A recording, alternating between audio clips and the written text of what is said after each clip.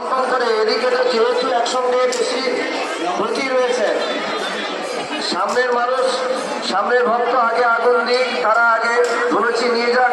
অযথা ভেতর থেকে আপনারা এগিয়ে আসছেন কেন?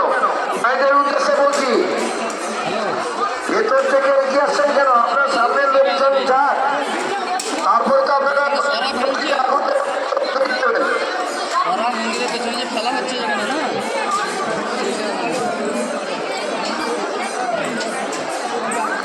হ্যালো, কি ব্যাপার? আপনারা কোনো কথা শুনছেন না। হুড়মুড়িয়ে এইভাবে হয় না, প্রতিবারে দেখেছি এই জায়গাটায় এলেই সমস্যা হয়।